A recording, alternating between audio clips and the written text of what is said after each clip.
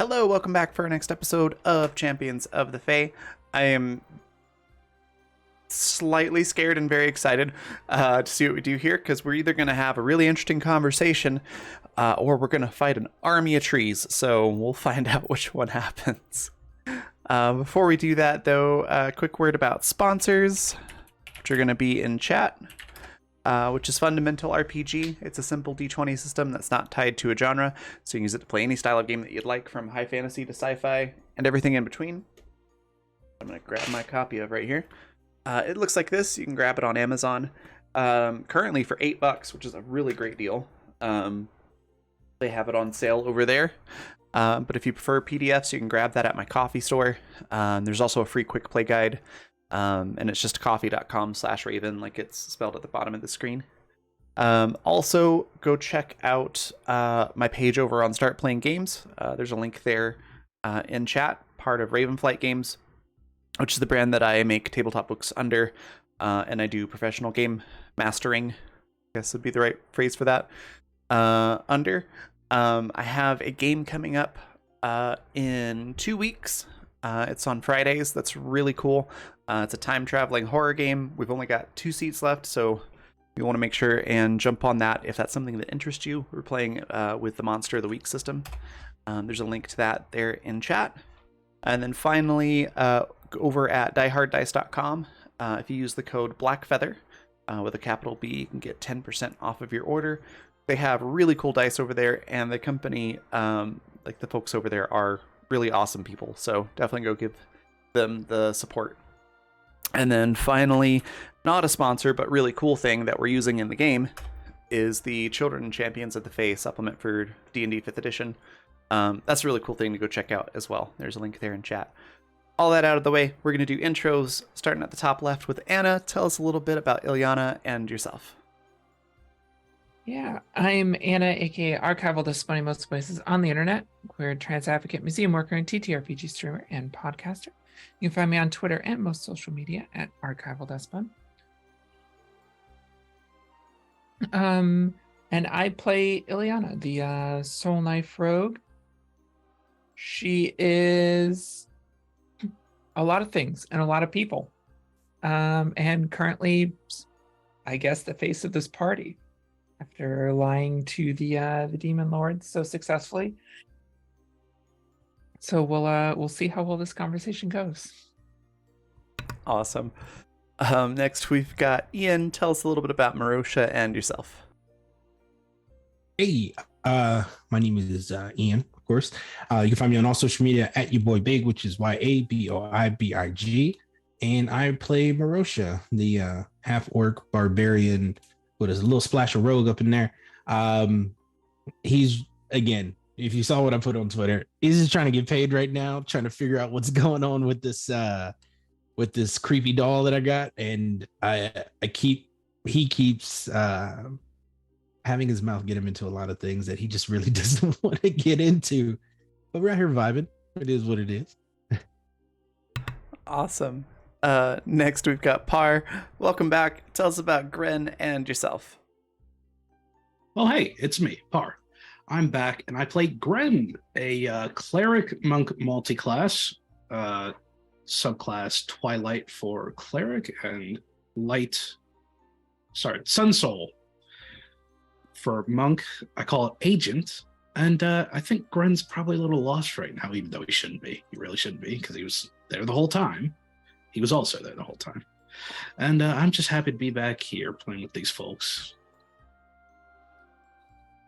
Awesome. Looks like I'm not next. M. Going up, not sideways. There we go. M, tell us a little bit about Ben and yourself. Yeah, I'm Emily. I'm at Timberdoodles on Twitter. I'm a digital artist, and I play Ben, a human artificer artillerist, who would just like to get home and away from this entire mess that just seems to keep getting weirder and worse and weirder and worse. Yeah, so hopefully we don't have to fight an army of tree people. That'd be nice. It would be nice indeed.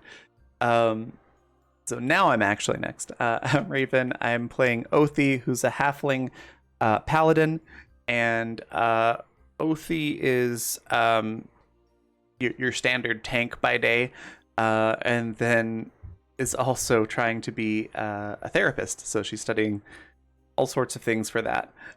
She's a lot of fun to play. She's very upbeat for the most part. Last session, she tried to get a tree's attention and ended up killing it, and is still kind of shocked by that. It was very funny. So yeah, I'm excited to get into that headspace again this week. It's going to be fun. And then I'm Raven. As I mentioned, I'm a professional game master and game designer. I do a whole bunch of other stuff, tabletop related, like voice acting and graphic art and things like that. You can find out more about me at my Twitter or my Hive. Both are the same name, which is what's right below my face here. And then next we've got Zan. Tell us about Baron and yourself. Yeah, I'm Zan. I am Insanity TTRPG most places, and Insanity TTRPG 3181 on Discord, which is the most likely place to find me because, man, social media is a downer right now. And I am playing Baron, who is the polite, well-adjusted forest horror. Now no longer a war crawfish, and could have possibly tilted this entire situation into a combat. Whoopsie. But hey, Grove of Hungers, send in an ambassador. Maybe that'll have something. Yeah. Awesome. And then Andy, tell us about your awesome self and this awesome world that we're all in, and then take it away. Hi, I'm Andy. I'm your storyteller and world builder, and I'm on Twitter also at Martinez Tweets. Right now, let's go jump into our conundrum that we found ourselves in. As you've all been following the source of a corruption and rumors of the Primal Court and rumors of displacement of citizens of the Fae and a lot of not so great things after the finding of what you now know to be a seed of some kind and being hunted and found out. But you don't have the seed at this moment. Instead, you took it upon yourselves to go do some reconnaissance as you delved into the realm of Ehib, trying to find out something, anything about the Primal Court, who they were, what they wanted, what their goals were, and you found them, meeting a demon lord and several hags face to face.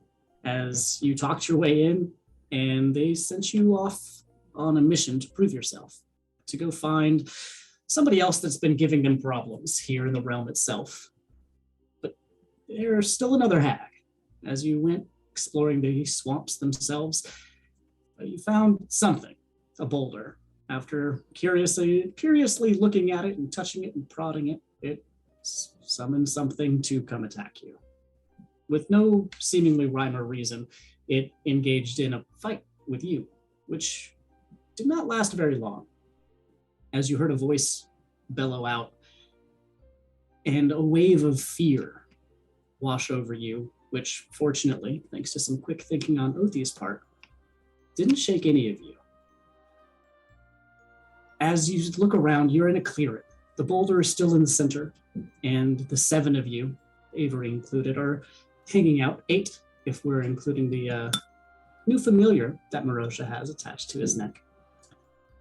You look around and see the plants of the swamp start to move closer as mounds and waves of these branches and roots, inkly, thick, black tendrils of plants crawling out of around the clearing. You see them break themselves free of their other branches, sickly purple glows coming through them, weaving through all of these different branches of these rambling mounds, each of them standing about 4 feet tall. You also hear that voice one more time. You think I do not have my own eyes, my own ears, that I cannot sense when I'm being followed, hunted with a stick, tainted by their magic? Foolish. As the boulder next to you starts to shift and turn, seeming to roll by itself as you all take a step back from it. Varen, you felt earlier, underneath this boulder was an opening. As the boulder rolls over, surprising all of you, see a face on the bottom side of the boulder. and an opening directly below it. You could feel that fear emerging from the darkness below as the voice continues to call out. You know why they sent you to find me? See if you're a threat to them. That is at least something we can agree on. As you see, scattering of black specks, pebbles, maybe, fly out, launch themselves, and land around in the clearing as the boulder starts to slowly roll itself back over. As you watch the mounds start to continue to get a little bit closer, as these little specks of black that were thrown out start to sprout and grow taller and taller and taller, several feet tall, each of them branching out, giving themselves leaves that you can see are covered in these thin spines, and this faint, large yellow flower up at the top of it. Gnarled, mixed features of plants and humanoids as they all start to make their way towards you. Right now, I need everyone to roll initiative. Yay. Fun. Just to see what happens next. Just to see what it is. Just to see, right? Just to see. Ooh, okay. You can do what you want on your turns, but we are in turn order now. Oof, 9. Better than a 6. Oh, ouch. All right, so we have a... Don't worry, you 18 guys. Ben? I got this with a 19. All right. You don't even know the plan. Nope. Ambrosia doesn't need the plan. And then we have a 9 for Ophi. An 8 for Vivian. And a 6 for Ileana. All right.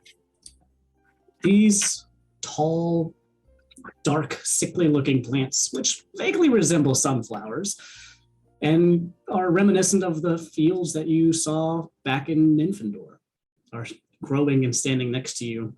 These corrupted plant bits, blights, for lack of a better term, are emerging from the forest around you. Marosha, you're up first. These things are happening around you. What would you like to do? You have a doll attached to your neck. Okay. I'm gonna look at Denise, who's on my neck, and I'm gonna go, do you know anything about these things? She just looks up at you. Denise, blink twice if you know anything about these things. She doesn't blink, but squeezes you a little tighter. Okay, I'm gonna And then take that squeezes as a you no. again. Okay. Shift your grip down to my arm so you don't move. Denise, I love you. I'm just gonna say it. I'm gonna turn to Ileana and go,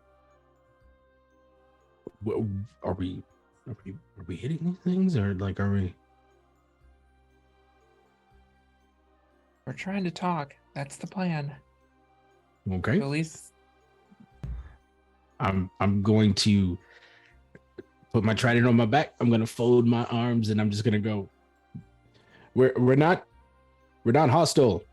My friend here has a word for you, and I'm just gonna leave it at that. I'm just stand my ground. Okay. So for that, I'm going to say you're probably trying to help Ileana with their, I'm assuming, persuasion check that's going to happen, but I don't know. Unless you would like to make your own persuasion check right now, Marosha, because you are talking to everybody around as well. I have a +5. That's still good. Go ahead and roll me a persuasion check. Okay. Oh yeah, thank you. 22. Let's go. Wonderful. That's excellent. As you hear back this voice, then what are you here for? And we'll leave it at that. As Ben, it is your turn. Well, Ben has noticed that Marosha has not attacked anything. He was not in on the psychic conversation earlier. Um, it seems a little odd. Marosha's not attacked anything. I assume was he? So as a point of reference, I was not also part of the psychic conversation, but I'm noticing that no one is like getting ready to spring. So it was one of those like looking around and going, okay, no one's really doing anything. And being that Ileana is the figurehead of the group, we're just going to call her right now. She's the leader. He turned to her, and that's when he was just like, so what are we doing? If she said something other than speaking to, then he would have sprung into action. So in an effort to not mess up, and also if I don't have to get hit, I'm going to go that route too. So that's basically what it was. It's more so of like, what are we doing? Oh, that. Okay. We just want to talk. So. Yeah, likewise, Ben is going to kind of put his hand down near where his gun is holstered, but he's not going to remove it from his holster. All right. As you do that, you see all of the plants, the blanks from around the surroundings start to continue to move closer to you as you get a little bit closer to the boulder. Gren, you're up. Okay. I think Gren being in on the plan, the first one who is out of this group initiative. I think he's also not going to be asked. I don't know where Gren is necessarily on the map, but we'll approach this boulder. And I think Gren, I don't think he's going to say much. I think he's just going to introduce himself under a different name, because even with the slightest chance that Gren Vicaris is recognized, don't want to be known as like, hey, I hate fiends, and like I really hate all these things you're about. So I think he walks over to the whole, my name is Church Grimbleblood, and I friend. Why are you speaking like that? What Okay. friend, Grindelblood? How? He just kind of turns away. Gren just stares at Marosha. Gren, go ahead and roll me a deception check, please. Why are you doing this to me? What's the opposite of a help action? Is that? I I'm think always- that tracks. I'm always the willing relationship to- between Gren and Marosha. So what are you doing? I wanted this to be low. I'm just. Okay. Oh, Par, you do have 2 advantages, just as a heads up. Do I waste it on a roll? I have a negative modifier to. That's fair. Just informing you, not suggesting you use them. Yep. Gren, you introduce yourself to the boulder and receive no response. As these sunflowers start to meander their way closer to you. As a bonus action, I facepalm. Okay. Good to know. You can see that their leaves and vines are starting to grow a little bit longer, but it doesn't quite seem like you are quite in their range yet. Othi, what are you up to? Everybody's getting closer. Yeah.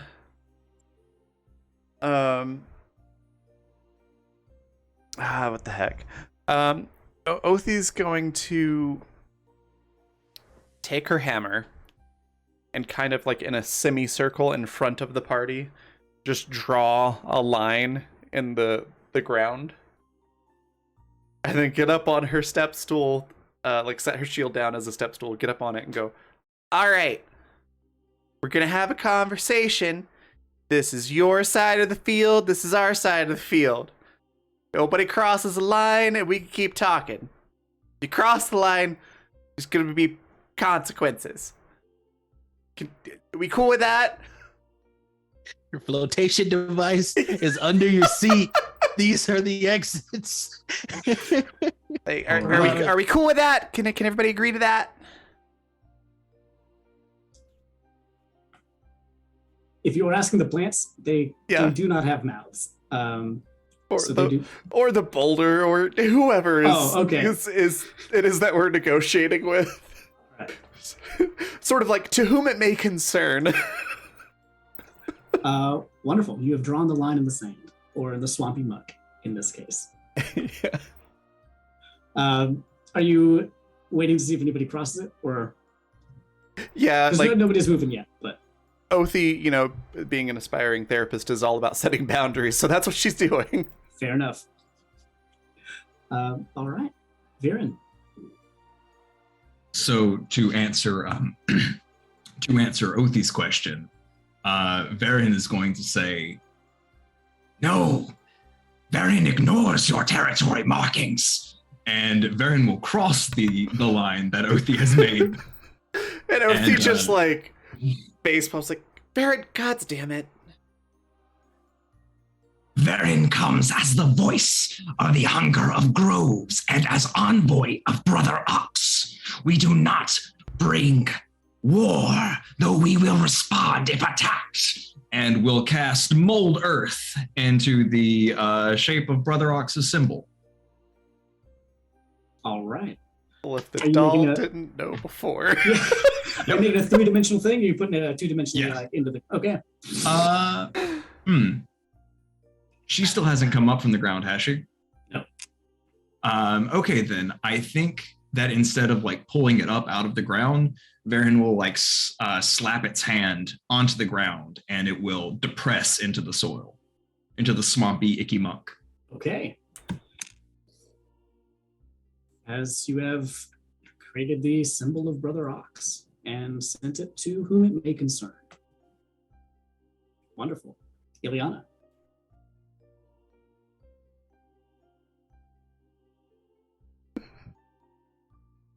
I feel like the gig is up at this point. No, the gig's not up. We're still gigging. We're still gonna try and fake it. Okay. Well, we're not faking. We want to have a conversation. Yeah. I'm gonna call out. We just want to have a conversation. We will stay on one side. You can stay on the other. Just pop your head up so we know that we are in fact talking to you. That's all we ask. If we are no threat to you, then there shouldn't be a worry. Ileana, go ahead and roll me a persuasion check, please. Gladly. Roll 20. Please be a little nice to me. I'd like to provide the help action with hand signals of the line to make sure that we're all. This is the line. A line that has already been disregarded. Yeah. I'm reestablishing the line. Immediately disregarded. To become Brother Ox.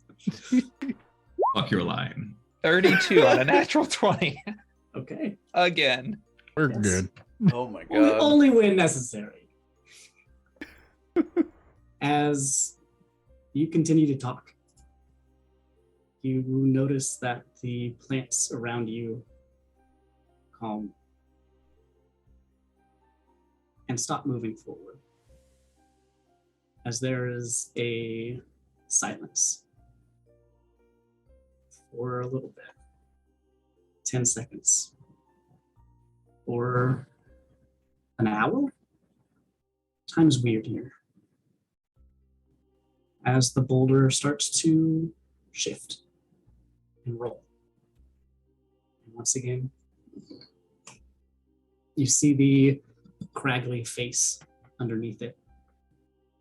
And once again, you see the hole underneath it. As the wave of fear that was emanating from it before is no longer there. And you do see the poke of a little hat. Some fingers. And a head pokes out. With bushy, curled brown hair, large, dusty, dark, greenish brown hat, little blue tarantula crawls around. Okay. You have my attention. As soon as I see the top of her head come up, Uh-huh. I'm using Psychic Whispers to connect with her and just her. I'm making this just me and her. We say, I'm sorry for being in your head, but we have to move quickly. We have one of their spies with us. We are not actually with them. We are here to help you, and we need your help. But first, we need you to attack us and destroy that doll. You hear back, who's the spy? And then she says, never mind. And you see her snap her fingers, and immediately, Marosha, you feel this doll start to vibrate. And as you look down at it, you just see, as its head is just gone. We're just bonding. Whatever. And you, Liana, you hear in your head, anybody else? No, that was it. Hopefully they think that was us fighting. And I guess I'll switch to actual words, because if I look around, Mm-hmm. are there any other dolls? Make a perception check for me.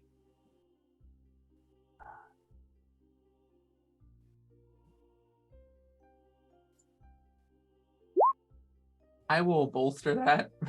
Okay. 15. 15. Looking around, you see that a lot of the forested swamp has shifted and moved, but there's, as far as you can tell, no other dolls, at least none like Denise. And you seem to be, at least for now, in the clear.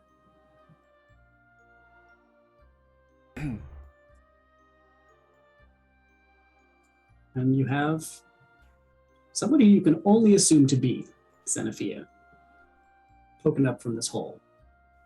As all of these plants have frozen around, and you hear a howl from the distance.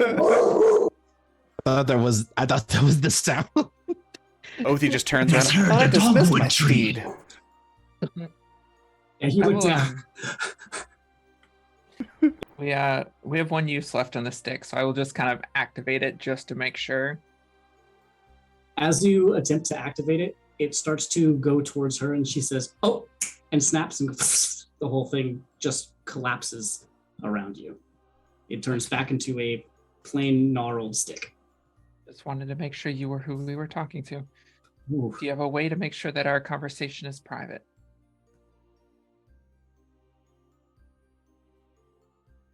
And she disappears back into the hole. I hope this isn't a mistake, I say to the party, and I guess I will follow her down. Just jump down. She didn't really give any instructions. Knees. I'm gonna get her a pretty dress as Marosha walks over to the hole. Never had a familiar. Oh, Gred pat you on the back. Yeah, Oathie does the same thing. Like the other shoulders. Like, it's okay, Barosha. It's She wasn't that creepy when she kind of look at her, but it's just you'll love again. It'll be okay. And I don't know if I will. Okay, that's enough. I'm gonna try to push it. she just hands Barosha a flask and heads to the hole. Rosha, why do you not eat her? She will stay with you always. Marosha jumps in the hole. Marosha jumps in the hole. And just, he thought about it. He was just like, "Hey, no, I'm not gonna do that." Swig a flask, jump down the hole. We're doing this. Yeah, Ben kind of glances at Varen. Do you have any idea where that thing's been? And then kind of goes down to the others. Varen watches everyone jump down to the hole and then cast mold earth to make stairs and walks down. You're doing like around the spiral kind of thing? All right. Every Ben does- just casting it every 5 feet. Yeah, Ben does have the winged boots, so he's not just gonna fall straight down. Because I that's just assumed it was yeah. a slide. Like we were just. How deep is the hole? And as you all, it does turn into kind of like a slide as you all travel down for a little bit. Varen, you kind of get stuck a little bit as it does turn, but you make do. You make it work. As you travel definitely further than you were expecting to, and pop out one by one into a room made entirely of earth and soil. You can see roots that travel through it. You can see roots that are dangling from the ceiling. You can see that there's a shabby bookshelf and a few broken tables that still are being used right now. As you see that there's people in this room, or individuals. You see that there is about 6 or 7 kappas that are in here that are, some of them are bandaged up. 2 of them are playing a game over at the tables. There's one that's reading a book. One looks like it's in a chair kind of dozing off, but they look like they are kind of having a chill time right now as they all look over at you curiously, but don't seem to pay you very much mind. As you see down the hallway, Zenophia's been waiting for you. Can see her now in her full, dirty, dusty robe. You can still see this blue cobalt spider that's sitting on her shoulder as she looks over at you and says, well, if that didn't kill you, then you're fine enough. Follow me. And she walks into the next area. I will follow her. So you've turned this into a refuge. Yeah, at least as much as we can. We were at the last one and they found us there. And now that you are here, they'll probably find us here also, but we'll figure that out. Who are you? We are someone aligned with similar goals, I think. We were infiltrating the Primal Court to find out more about them. And now we are trying to stop them, but we need to cover quite a great distance to do that.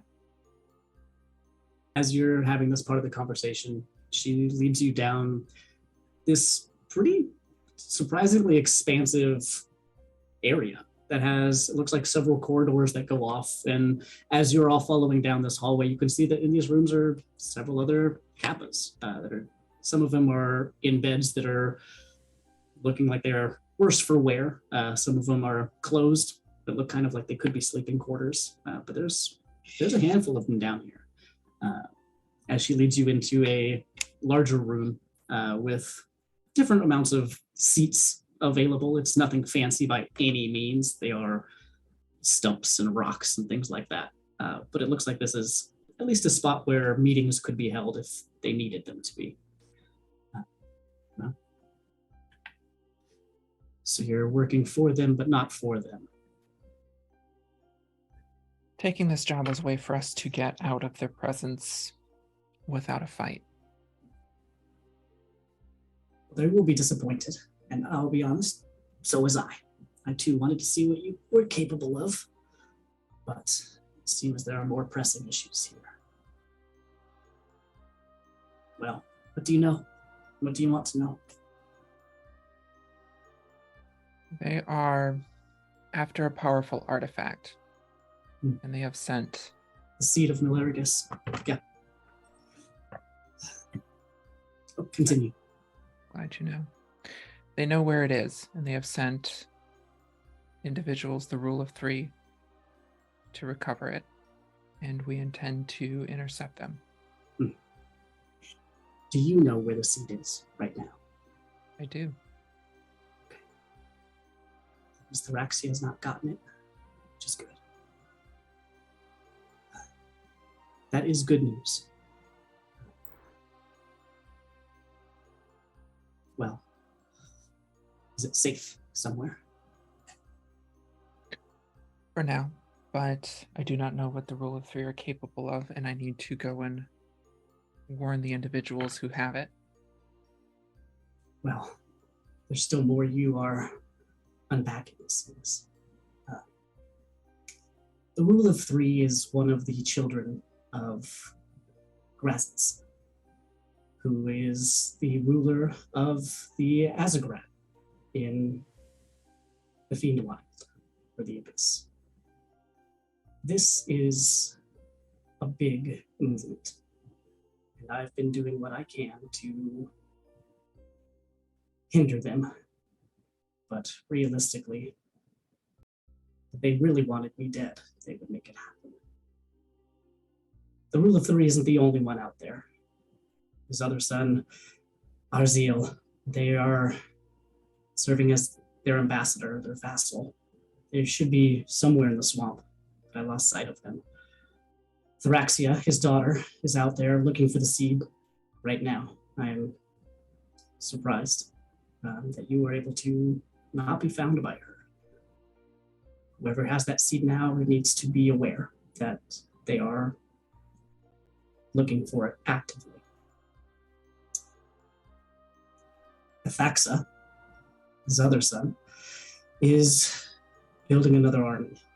They are summoning fiends. They are turning us, the denizens of the Fae, into their corrupted members. Some things I can get behind, but this,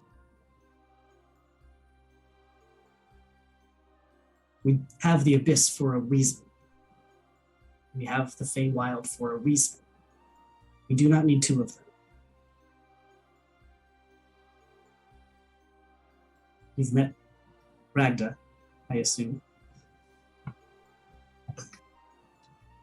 How did you escape her? Convinced her Hmm. that we were on her side. Fascinating. And you probably have not seen as a Videxis. You wouldn't be standing here if you had. Almost certainly. If not, we've seen Rufy. As she's going off and listing these entities, everyone go ahead and roll me a History Arcana check. Or a History Religion check. Either one. Or, sorry, not History Religion. Those are two different skills. An Intelligence Religion or an Intelligence Arcana. Or Intelligence History. Either one. Whatever's better for your knowledge. Nice. Heck yeah. Turns in it to win it. Real great. Okay.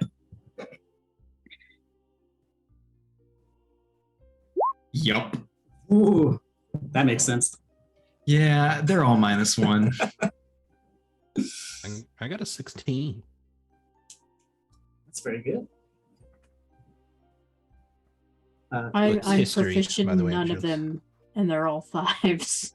Well, seems like a good number. I mean, I can. What the heck? I'll give it a shot. Yeah, give it a shot. I have You've been around. I rolled an 8.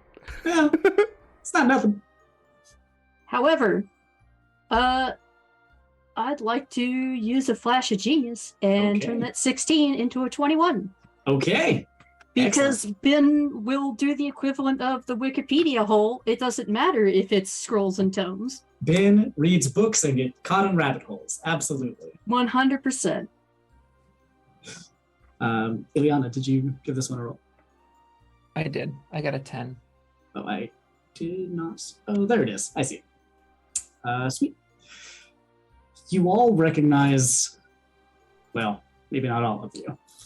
Most of you recognize at least the name Grazitz, as that is at least vaguely known as one of the major demon lords. Ben, you recognize a lot of these names.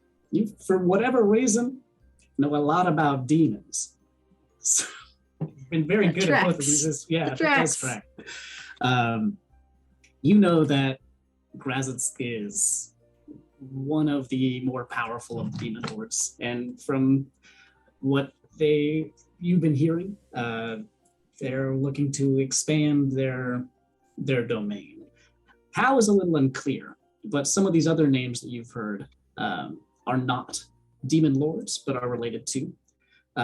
Some other ones with the 21, you also do recognize Azavidexis as its own entity, whom is also a demon lord, known as the Ravenous Maw, and takes the form of a massive Tyrannosaurus Rex with huge wings. He is roaming around here somewhere.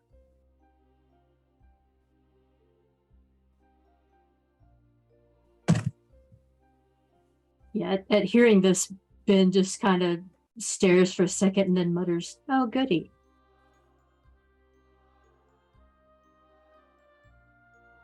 Goody what? What? Oh, just a demonic, giant toothy dinosaur with wings, only it's basically pure evil wandering around the swamp. It's bad. It's all bad. Sounds kind of cool. I want to ride that. Yeah, Azavidexis. it's. I don't think you want to ride something called the Ravenous Maw. It would be a fun one, but the last ride you'd probably make. Yeah, I was gonna say probably the last. Yeah. As far as my count, there are 3 demon lords here currently in the Feywilds. You have met one of them, 2 of them, technically. There's Ragda, Azavidexis, and Meligarius itself.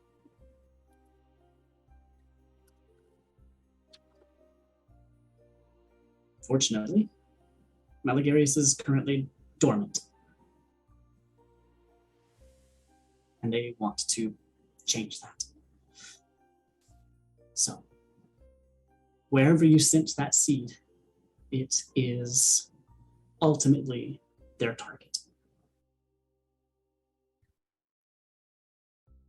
That lines up. That lines up with the information we've gathered as well. Are you willing to help us in this fight to prevent them from getting the seed? Anything I can do to keep the Feywilds the Feywilds. At a minimum, we need to be transported a large distance across the Feywild. If you are willing to help us, come with us and help us, I can offer sanctuary to those that you have here. They unfortunately will be going where we are going, but it may be a tad safer than here. Where did you have in mind?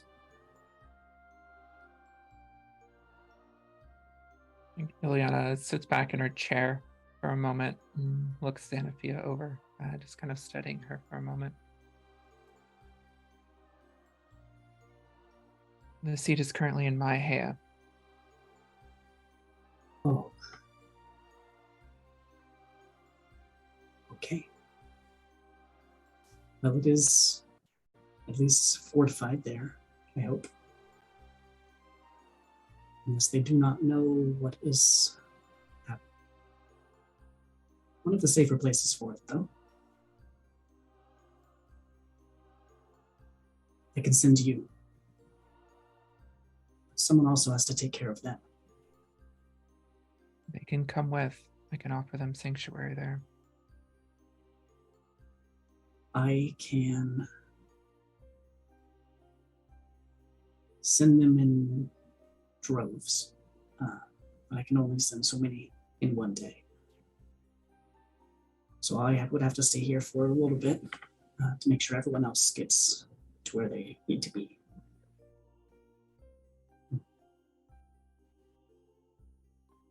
Give me just 1 second. And you see her put her hand to her head and close her eyes. And looks like she's muttering, casting some sort of spell or saying something. But it is oddly quiet. If she's muttering, can I read her lips? I do have the ability to read lips. You do. You could see that there is, especially with your high perception, You can catch the words, people are coming over, is that chill, is the kind of the vibe that you hear asking.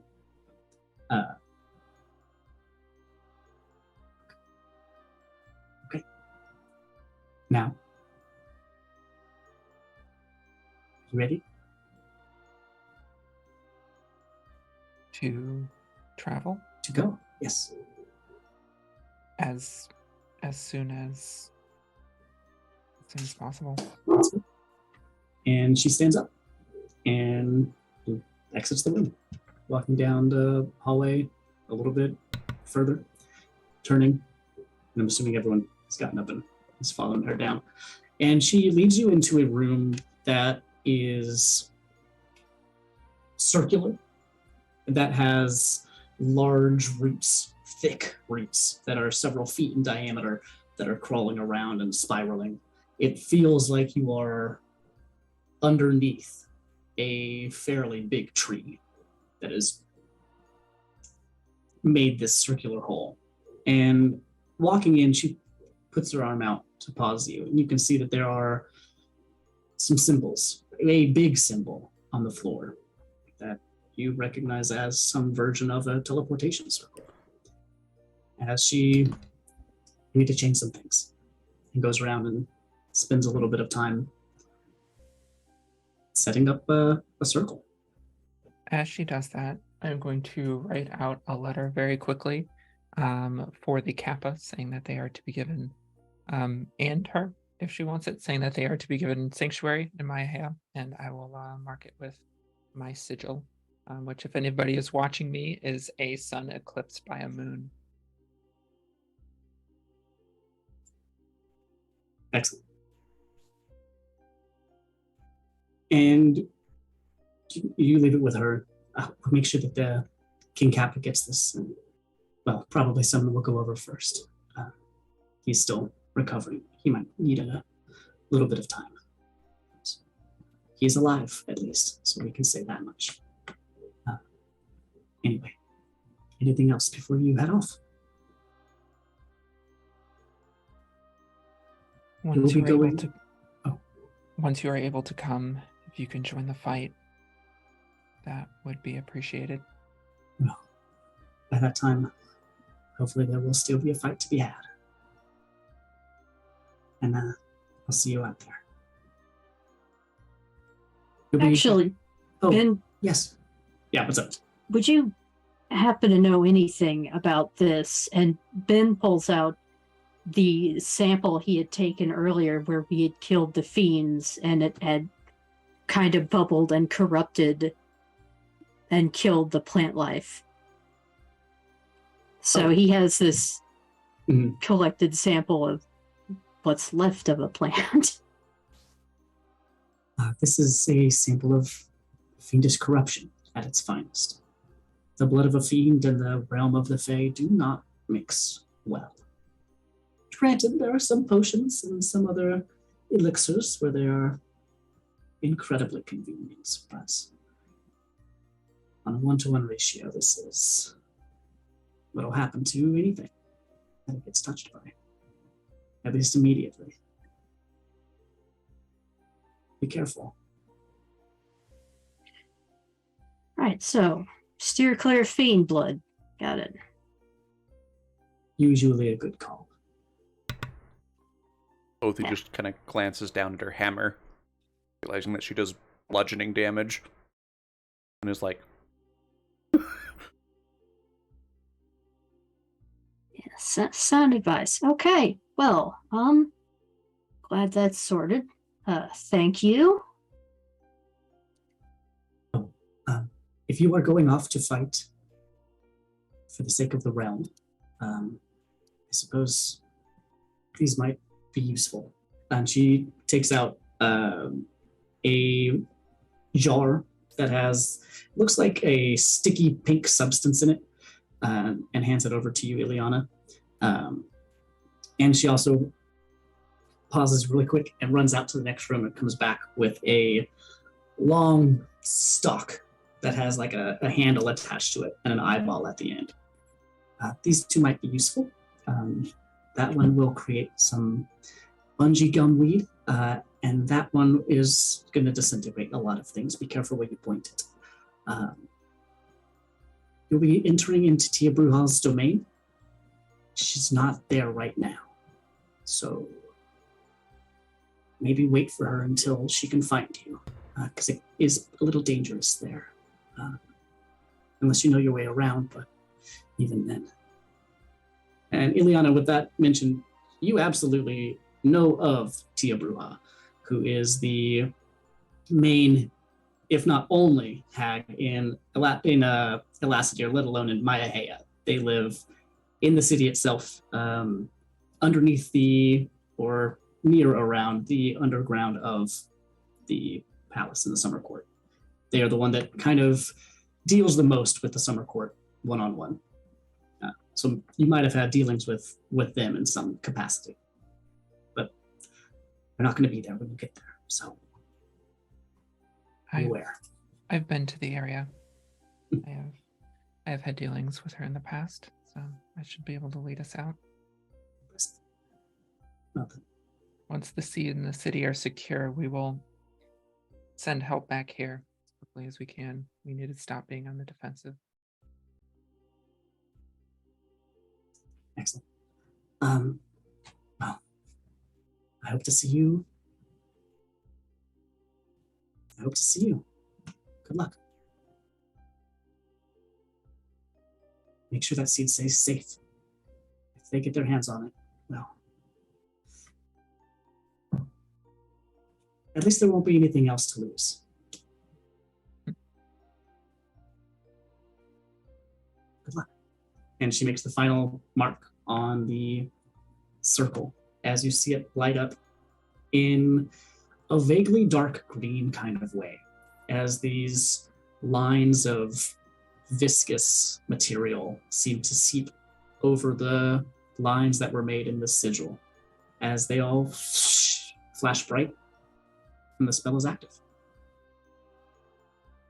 As you all vanish and feel like you get sucked into the ground itself. And in both the blink of an eye and in what could have been eternity, you emerge back from the ground itself in a room that is not unlike the one you were just in the sense where it is a wide circle.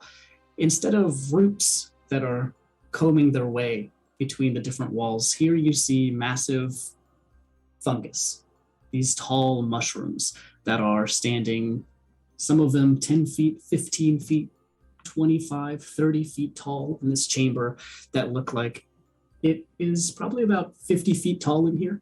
You also see that there's some spatterings of other smaller mushrooms in between little patches here and there, as there's a space directly in the center where you have just emerged in the teleportation circle. Here, where you can only imagine, is Tia Bruja's lair in Mayaheya.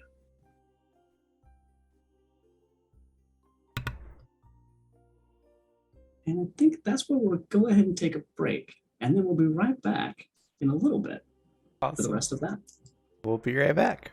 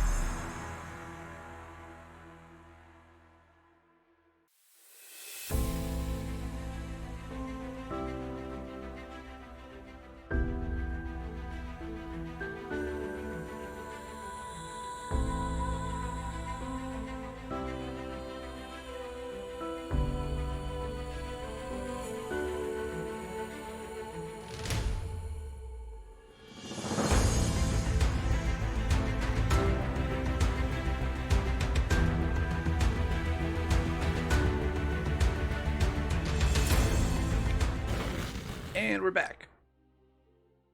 All right, welcome back. As we just left off, you've all just had a conversation with Xanathia, who filled in some gaps in the amount of knowledge that you had, which was pretty considerable, about who the Primal Court were and where they've been residing a little bit.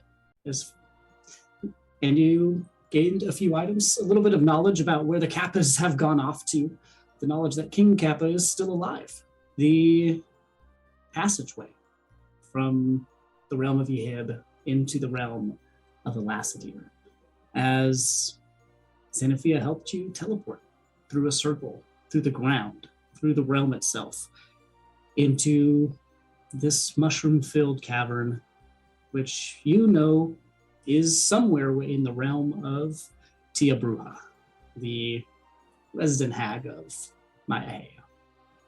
Around you there are these 30-plus foot tall mushrooms. Scattered around are little patches of smaller, light dark purple mushrooms, light and dark purple mushrooms. Some patches look like they've been cleared out, look like they've been torn up from the ground, but a lot of them seem to be growing in any open area. As you all emerge into this room, with the promise that Xanathia will join you later and send the Kappas when they're ready. What would you like to do now? Did everybody make it okay? Let's see. Yep, 2 legs, two arms. Yep. Everything seems to be here. Oh, that was really cool. Missing 5 gold pieces. Yep. Yes, you are.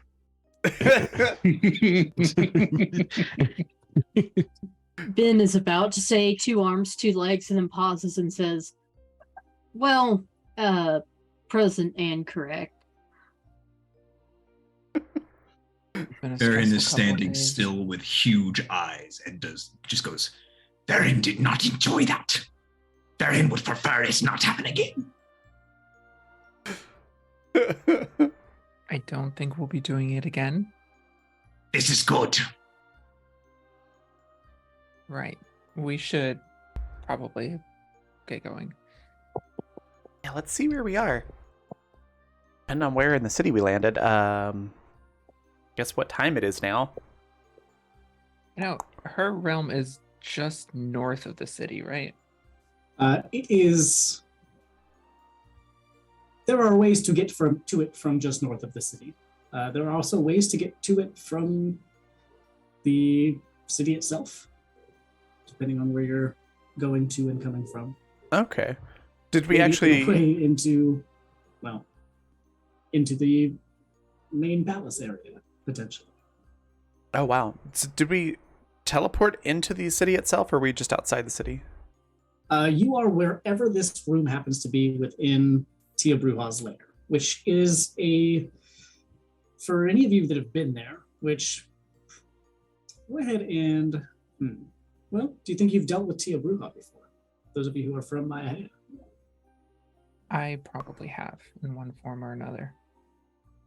That's fair. I would say that is absolutely true. So, unless there's like a criminal element to it that's operating in the city, like, no, probably not. No, that's a very fair point. I think you have not been in an area that she is actively in, but have definitely heard of her. She is kind of one of the, for lack of a better term, ruler of whatever underground might exist in Maya. Okay. So is somebody that you would recognize by name itself. Absolutely. Okay. Gotcha. Hiroshi, you might even recognize that as well, just by being in and out of the city. So you are vaguely familiar with context of who you're dealing with. The where is a different story. You are in this room of mushrooms. And we're told that she is out, but will be back to pick you up eventually. Or that you could test your luck trying to travel by yourself. Looking at this room or looking outside of the door, do I recognize anything at all?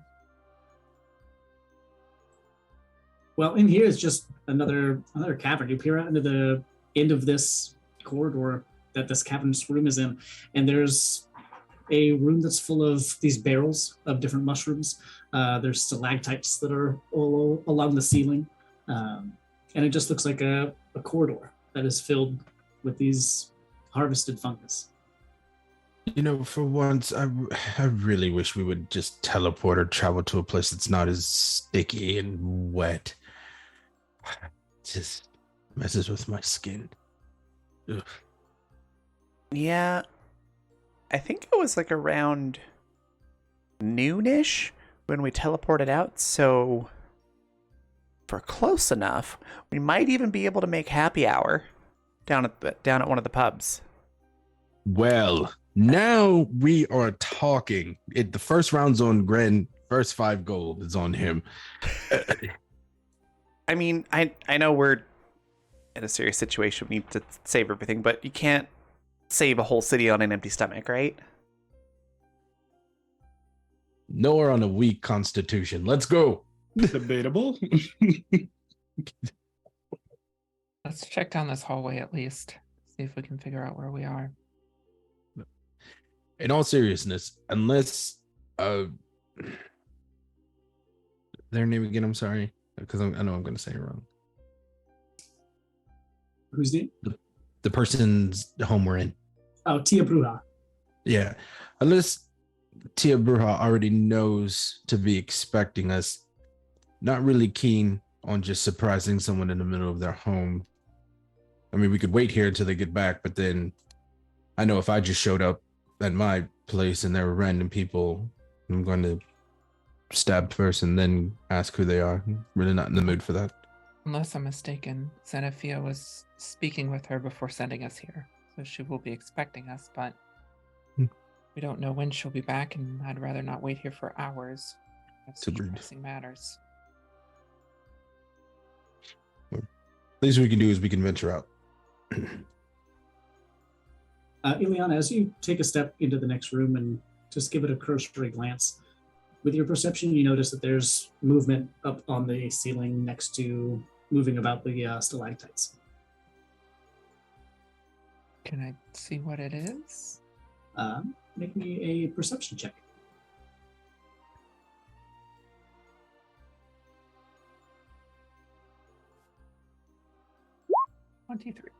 Okay.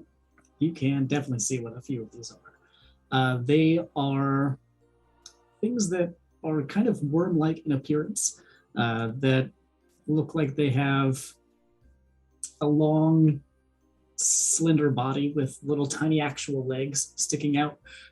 There's a few of them that are perched up. With your perception, you can actually pick out that there are a few of them that are not moving at all, that are pretending to be stalactites, and there are a few of them that are getting into some sort of stalactite-like position.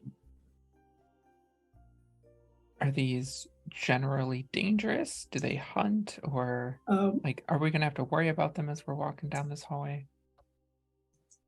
Generally, if they are seen in the wild, they are just kind of easy to get rid of, but more of a pest than anything else. Here, it could be the same thing. They could just be like in this cave, or they could be some sort of deterrent. It is a little tough to tell just by looking at them. Heads up, creatures above us. Let's move quickly. Keep an eye out. All right. Okay.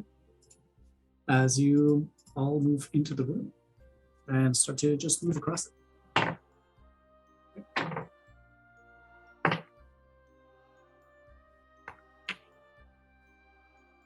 All right. So we're just kind of finding like a way up and out.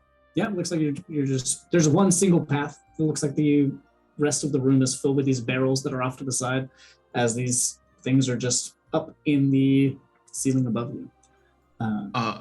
Yeah. Varian is gonna hang back at the end of the group and use in tremor sense, try to keep track of where the things above us are. Okay. Would that be applicable? I think so. Yeah, I'll say if you are focusing on it, you can use Tremor Sense to sense the surrounding of the room. Sure. Okay. I'm gonna look at one of these barrels. Mhm. Just generally curious.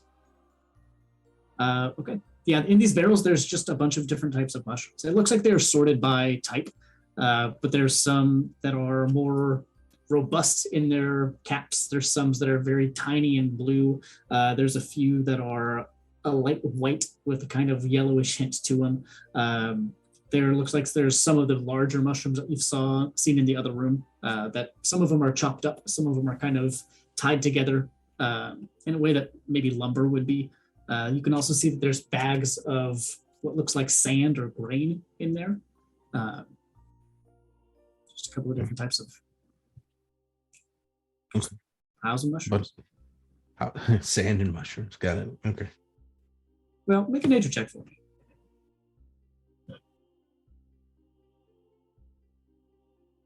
And I'm rolling hot. That's a 17. Okay. Yeah. So you can identify a few of these things. The little blue ones, blue caps. The big chunky ones, barrel stocks.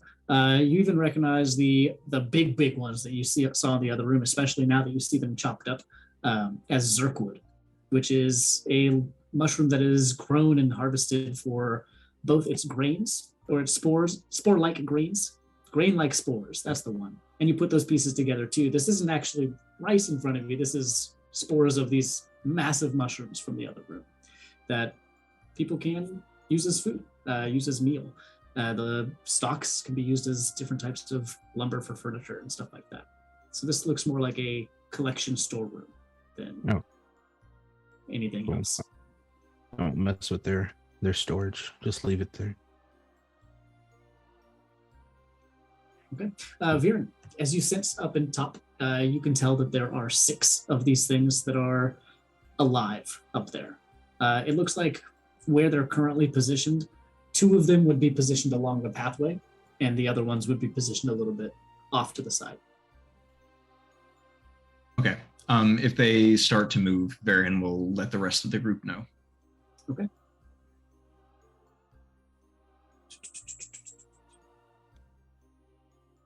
Do any of you have a light on you? Or are you just walking through this in darkness? It is not bright in here, by the way. I have dark vision. If you guys are having trouble seeing in the Or does anybody need a light? This may be a better question. I think I do. I look like an elf, but I am not an elf. I need the light. True. I'm gonna use Eyes of the Night or Eyes of Night. Okay. I'm gonna share dark vision with all of you as long as you're within 10 feet of me. Oh, sweet. That's It dope. lasts for an hour. Excellent. I personally have a dark vision range of 300 feet. I don't know if it That is true. gives you the same or just It does. basic dark vision. Okay. Excellent. As you all walk silently, maybe roll me a stealth check. Oh, Unless you're not trying to be quiet, in which case, do whatever you want. actually, never mind. I have decent stealth. 30. Sweet. Okay, well, never mind then. Sweet. Okay, 15. nice. 1 or 2.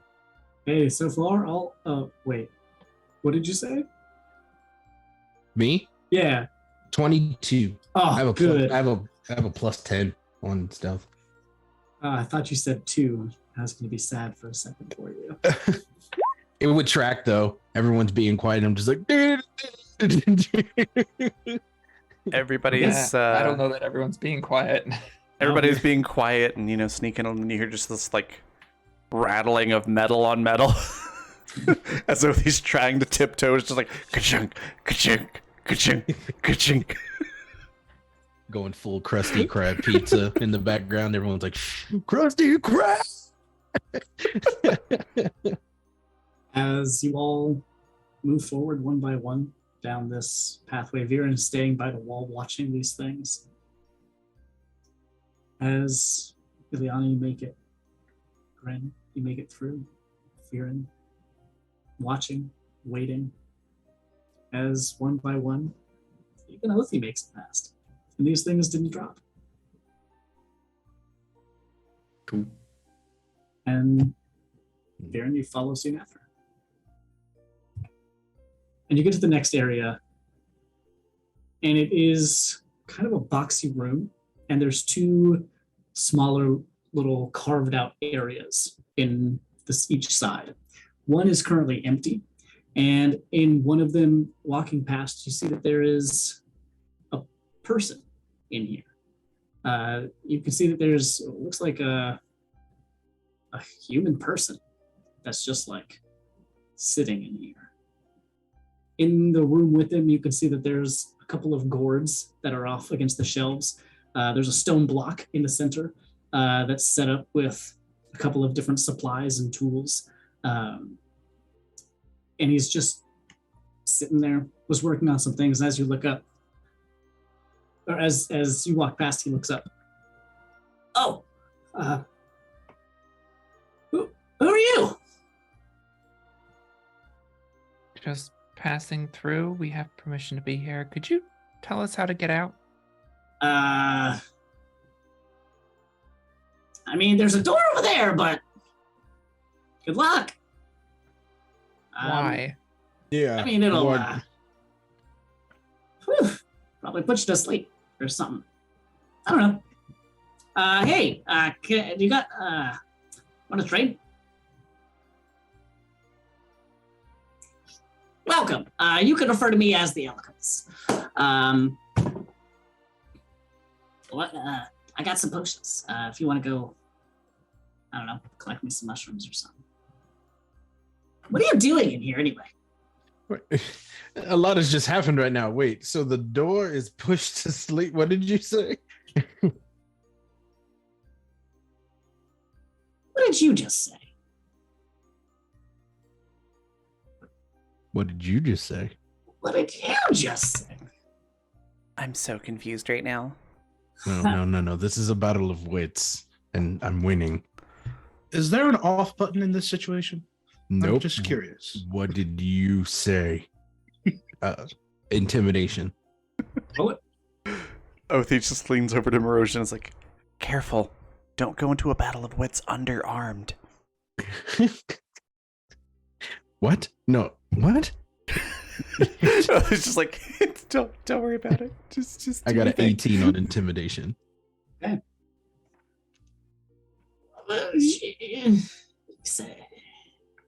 Anyway, Why are you here? well, I just live here. I look at the door that may put us to sleep and look back at him. You're a prisoner. Hmm. That doesn't make my statement any less true. Hmm. So, can I offer you a trade? Check this out. And he looks over and he moves a little chest and he opens it up. And you can see that there's 2 potions in there. And he picks them up, puts them both on the table. I got 2. What do they do? Well, this one, and you can see that it is a kind of white shimmery potion. This is a potion of comprehension. If you drink this one, it'll let you know all the words from all the stuff, all the languages, all the things. This one right here, and you can see in this one, it is kind of a hazy, light bluish lavender. This is the potion of watchful rest. You drink this one, you get a big sleep, and you're ready to go again.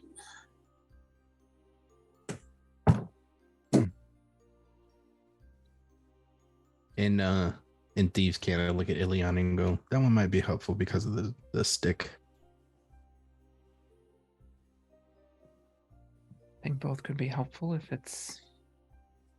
that is in fact what they do. We don't know why he's in prison down here. I think that's more important to find out before we go into dealing.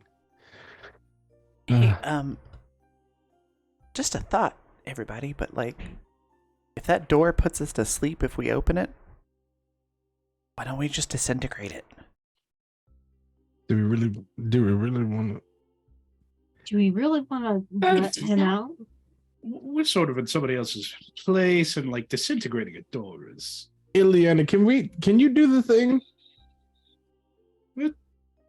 I worry about releasing her prisoner. Don't worry about me. So we're That's just gonna fair, talk though. about this in the open. Though, why No, did, you can. He's been like kind of just around. why did we get Unless you're transported taking into like a this prison? off to the far side. In which case, he's trying to sneak up. Why That's are you funny. prisoned here? Like, why can't you leave?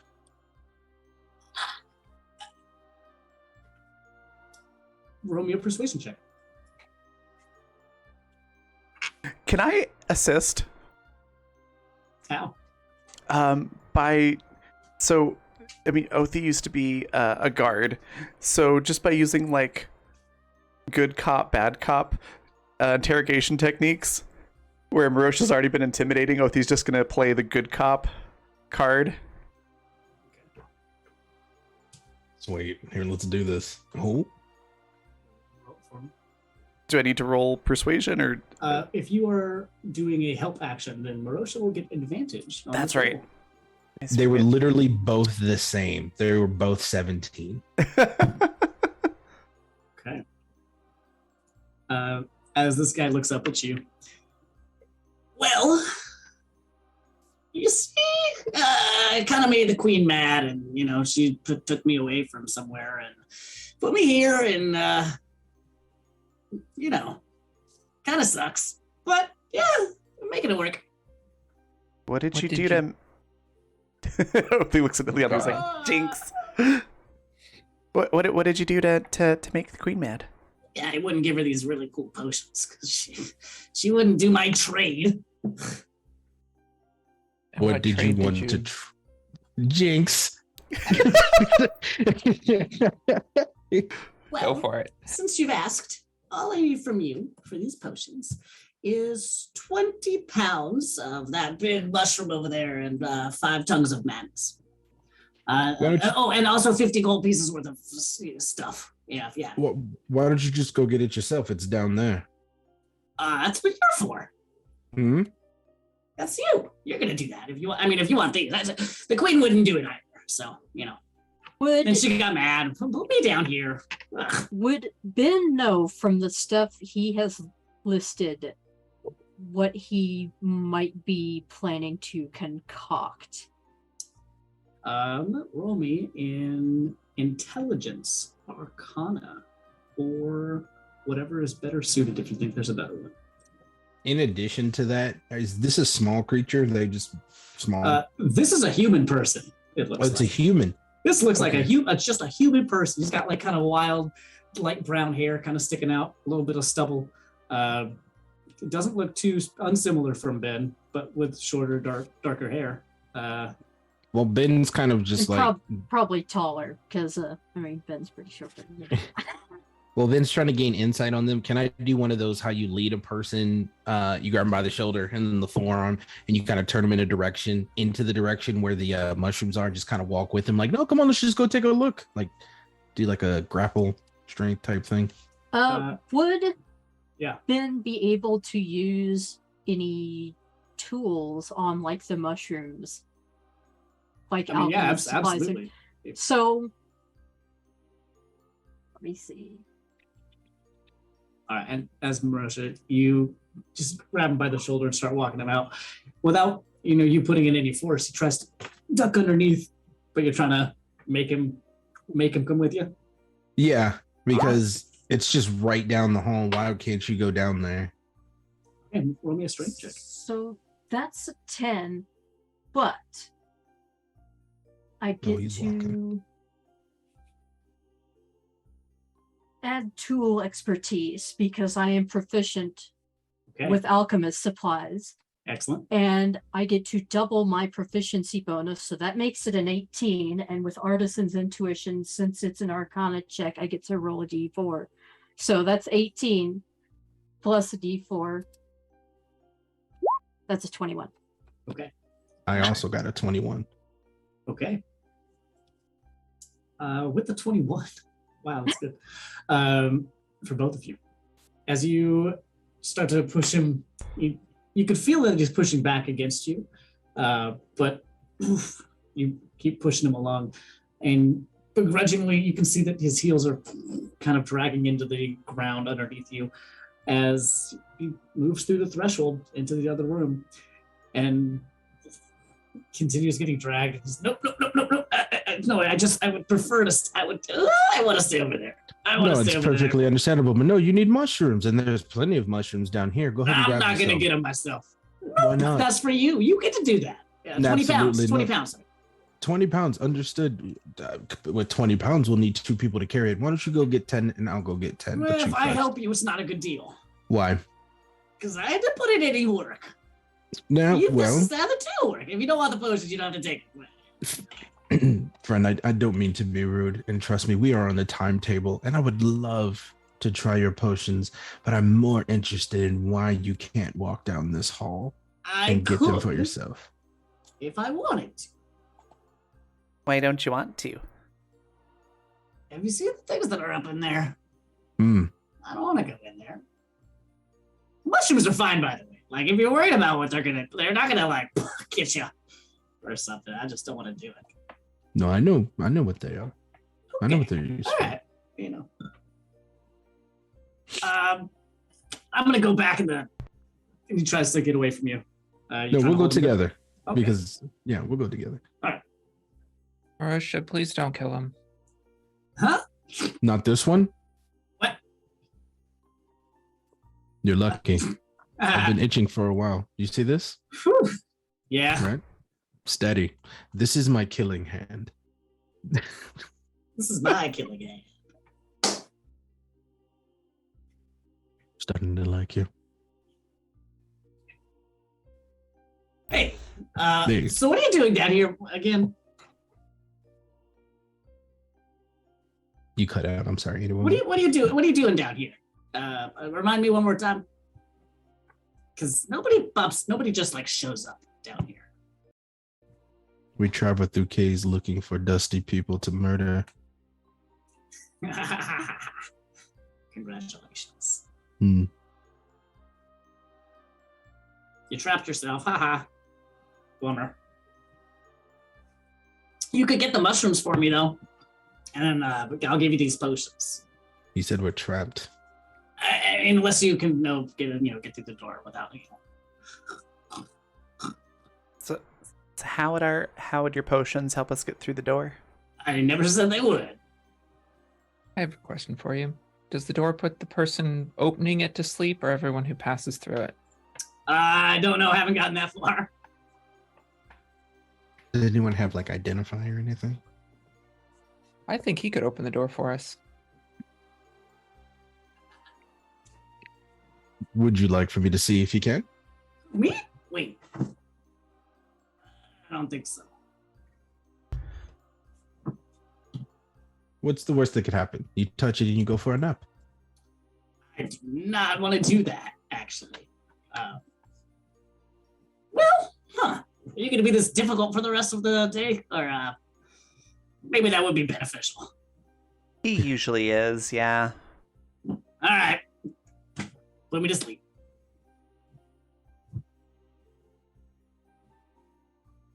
Not like that.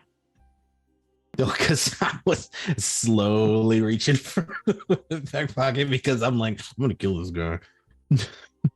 Well, just go get the door over there at the little little tug or push, whichever direction it goes.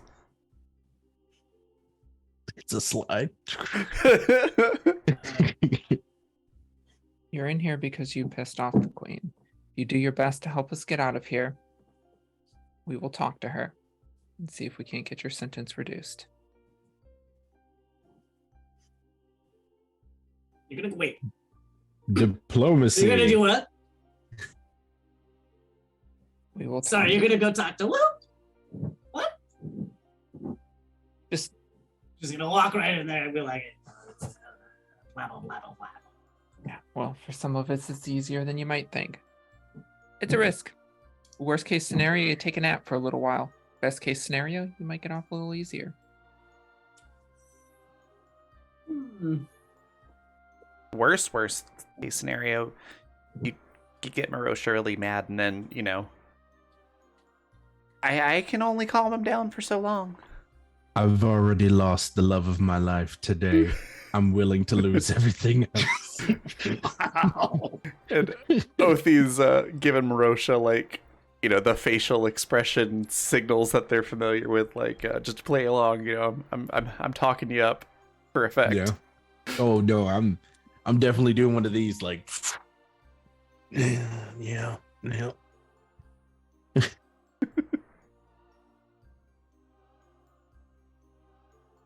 So you're gonna play ball or what? Whoa. All right.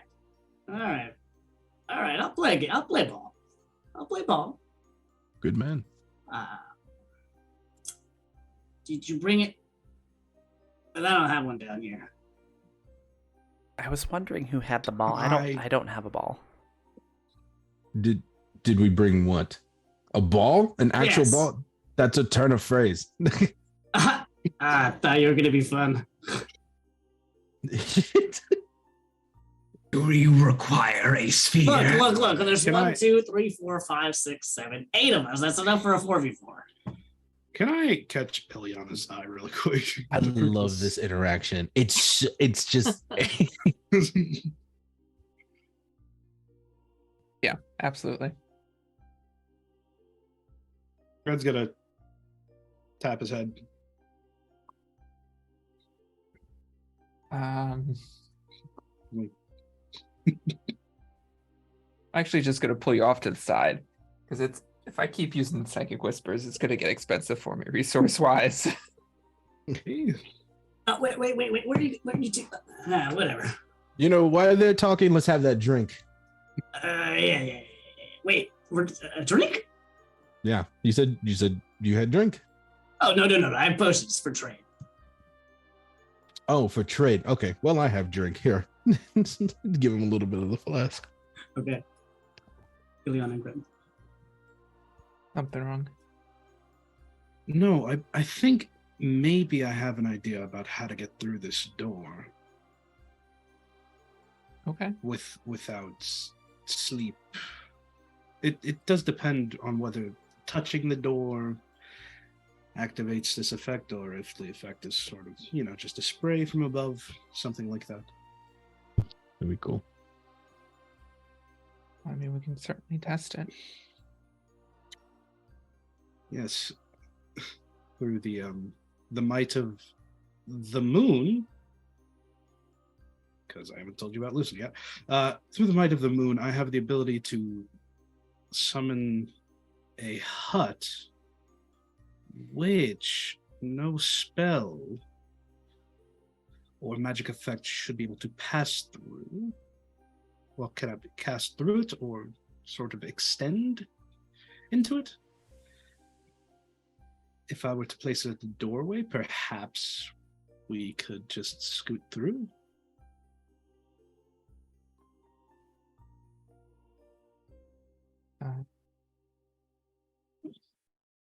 Whatever you think might work. I can certainly try. We can always send him at the door first, and worst case scenario, he just shuts up for a couple hours. Oh yes, still do that. I'm interested to see him do it. If he touches the knob and goes to sleep, then this might be a moot point. Otherwise, just having the door open, and then I cast a little hut. You guys pass through. I follow Well, after because I have to be inside of it. I will stay where we are, off to the side. I think we're at the farthest part of the room away from the door. I'll just call out to him. If you want us to talk to the queen, now's your chance. Do it now or never. Make a persuasion check for me. Persuasion or deception? True. Make a deception check for me.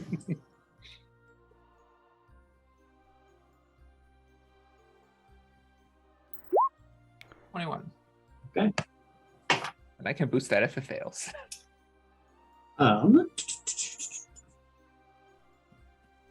Yeah, go ahead and boost that for me. 29. Okay. Yeah, that's pretty good. Hi, Bobby. I know. As see over. Are you sure you don't want to just take these and make the trade, and I don't have to deal with this? I think so. All right. What do you want me to do? And he walks out. Just go and open the door. I already told you it's not gonna open. I just did. You just want to see the thing happen? I can just make the thing happen. Show us what it does then. Fine. And you see a spectral hand pop up and floats over to the door as it tries to just open it. And you see that there is a little needle trap that shoots out. And right where there would be a hand would just go straight into it. And you see this mage hand dissipate. Ta-da! That happens sometimes. Don't get hit. But if she knows you're coming, she'll probably fix it. Get hit all you want. What do I care? Has Ben had any luck with the ingredients? Right. As you sit there and try to piece together these things, he asked for 20 pounds of this timber-like mushroom. He asked for 5 tongues of madness, with no description, and 50 gold pieces worth of your stuff. Even putting all those things together, it's not like a potion. Like, as far as any effect, that's maybe the most prominent thing. It's not a potion that he is after making. It is something outside of this scope, which is unique and interesting for your knowledge. So possibly like spell components or something. Yes, something more Yeah. along those lines. Yeah, Ben kind of eyes him, and then he kind of looks at the door where the needles came out. Is it poison? Is it magic? Is it yes? Oh, the door? Yes. It's magic. Oh, well, that's and he kind of glances down at his right hand. Well, that's right out then, so.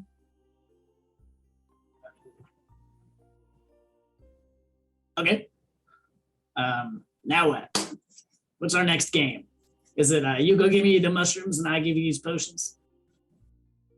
Or wait Is anybody here for able- a little bit? Is anybody able to dispel magic? So looking at the spellcasters of the group. If I made a different choice this morning, which I don't know how long ago was this morning. Well, if it's just a needle trap, is it? We just You saw where shield. you saw where it came out of. Deactivate the needle trap? Ben, could you do that?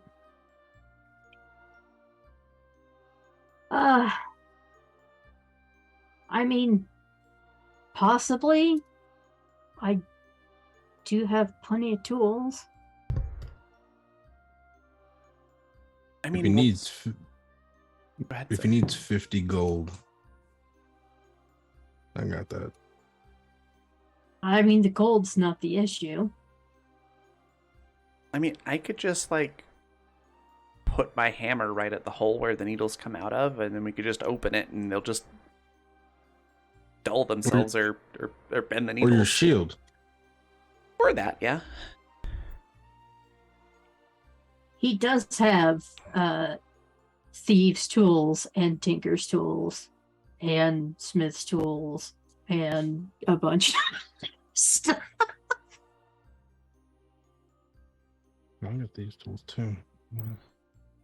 I thought taking things apart might be kind of up Ben's alley. Oh, absolutely. That depends on what I'd have to roll for it, though. And there's also the concern of just letting this person out.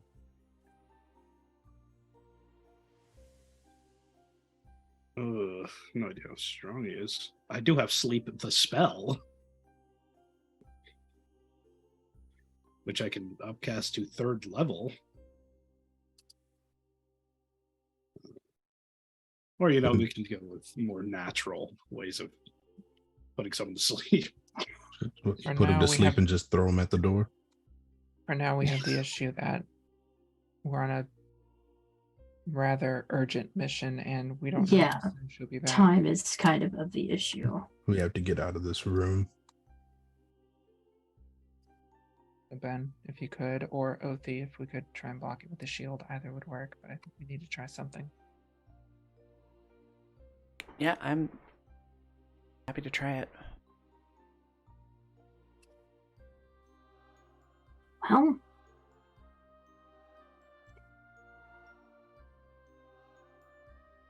what role would that be? What check would that be to try and disable this trap? To try and disable the trap, that would be in a dexterity check using thieves' tools, or a different type of tool if that is more specific. But you could just use thieves' tools for this, theoretically. Oh, man. I mean, I could also try, I guess. I'm not entirely sure how to roll that. You just click thieves' tools or what? Mm-hmm. Yeah, I think so. Let me see. First, I'm going to cast guidance on myself. Okay. So once before the spell ends, you roll D4 and add it to an ability check. The only problem is it requires concentration. So while you're doing that, Ben, Varen, can you do mold earth to where we could just go under the door? yeah, but then there's the whole escape thing. So Varen could also mold the earth over the hole. Varen thought we were doing this as a joke. Yeah, Varen, if you have that solution, then let's do that. Yeah, if you have any great idea, it's just don't hold it. let me at least, before we do that. Oh, that's a 6. Well, it's a 16 with thieves' tools. But add an extra 4 for expertise with tool expertise. So that's a 20.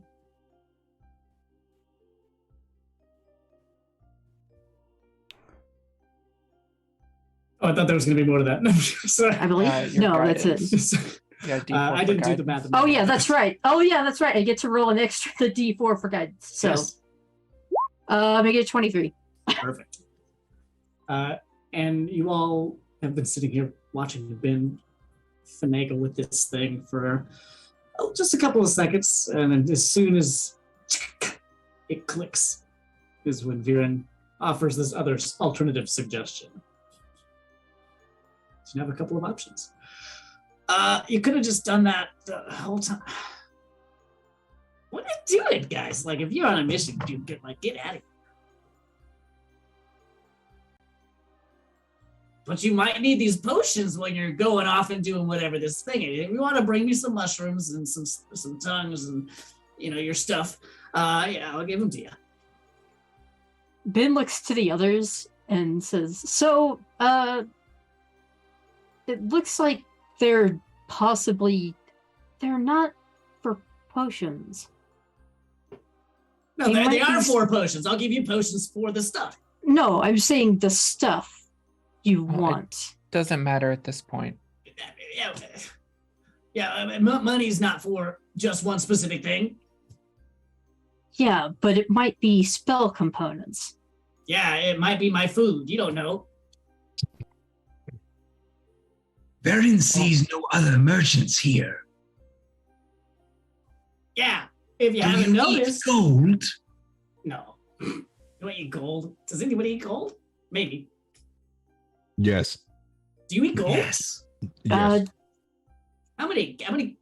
How does that? Are you okay? No. Ugh, me neither, brother. Goes to high five you. I'll go for that high five. Yeah. Do we really want to hand him a bunch of what could be potentially components to some unknown spell? No, we're not going to. Can We're I ask a leaving. question? Why would you? Does it matter what I do with it? Yes, it does. It very much Kinda does. What's the worst case scenario? I don't know. Disintegrate? Gravity sinkhole?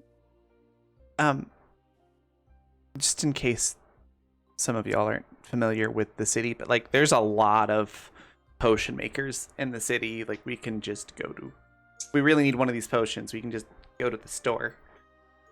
No one makes them like me.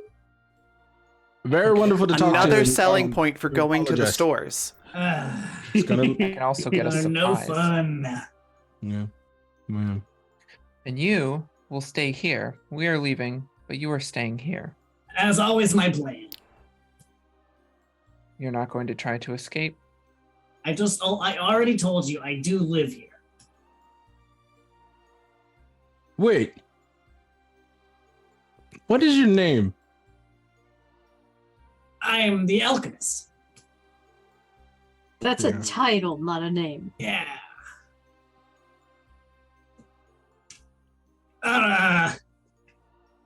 What's your name? My name's Marosha. Rose. Is the alchemist, is he wearing anything distinct? Is there any like particular jewelry that he's wearing or anything like that? No, he's pretty plain right now. Just in a kind of loose-fitting, dirty white t-shirt and pair of raggedy shorts.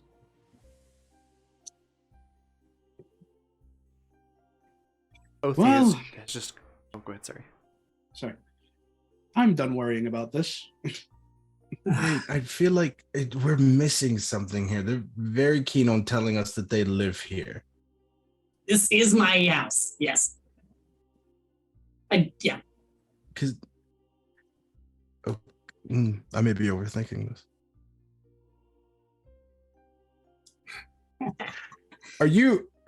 Yes, so, dear. Do you happen to go by any other names like and then Well, this has been fun, but we do have a Feywild to save. And you see them start to shift and change into a very old-looking woman. see, I knew it. Has knew it. this long, I was about to say scraggly white Tier. hair and a blanket over them that is spattered with these reds and orange and blue splashes. They curl their hands together. Oh, that was fun, dears. Well, I knew you were coming, so I had to test something. Welcome back. What were you testing for? I apologize for threatening to kill you. I'm sorry. You couldn't tell, dear. Oh, I was testing your sense of humor. Oh, Very good. you know, normally I probably would be like on the floor laughing over this. I'm just really tired, but this was very funny. Well, we have important business to attend to. I'm glad you didn't break my house. Shall we? Please. She leads you out towards the door and without touching it, just waves at it and it opens up as she walks out and leads you into another rocky cavern. This one is not underground. This one is made of stone. And Marosha, you hear it immediately. Ileana, you hear this also. Othi, this brings you back. It's the sound of crashing waves on the cliffs next to the city of Mayahe and along the coast of Elastidir. As you see a light down the corridor of this craggy tunnel, you all follow her out and see the ocean, the waves beneath it, and off in the distance, the twin isles of Sylvanthi, sparkling beautifully over the ocean. You see a couple of ships. You see a tentacle a couple miles out. Splash. You feel the ocean breeze. See birds fluttering by. As there's a small pathway that starts to etch and twist up the mountainside, leading to the top of the cliff. You can go this way. Be careful, though. It's a little treacherous. And this old woman leads the way up this small steps, or tracing forest pathway back and forth. There it is. Othi looks out over the ocean and everything and kind of looks at everybody, especially Marosha. It's like, I really wanted to see more of the world, and I still want to do more of that. I was really eager to get out of here, but kind of glad to be back home. Yeah. And I think everybody, if they just looked at Marosha in the face, he's not hiding it for the first time in the whole time that they've been together. He's like eerily calm, relaxed. His shoulders are kind of they're not tense. And you can kind of see that he's just the smell of the ocean. He's just like, yeah, no, I know what you mean. Sometimes, though, the farther you travel away from home, the more the heart pines for it. So I'm glad that you were able to come back. I'm actually glad that I was able to come back to a piece of home, too. As he kind of just closes his eyes and stands there and just goes, that's really nice. At hearing this conversation, Ben suddenly goes very quiet. Oh, poor Ben. Gren is having such a different experience. I hate the water. Gren does not care to go home ever. He hasn't been home in who knows how long. He spent what? Spent 20 years there. He hasn't been back since. 230 years at the least is the last time he's been home. Are we anywhere close to it, or we can just see it over the cliff, like kind of how it's shown behind you? Yeah, so you can see it off in the distance, especially as you are traveling further up, and it is a little bit treacherous, but after all that you've been through, this is a nice solid ground to walk on. Varen, can you do me a favor? I don't know if you can, but if you can, it'd be most appreciated. Can you do something to where you can get a little bit of that water up here? Just a small bit, maybe to land in my hand.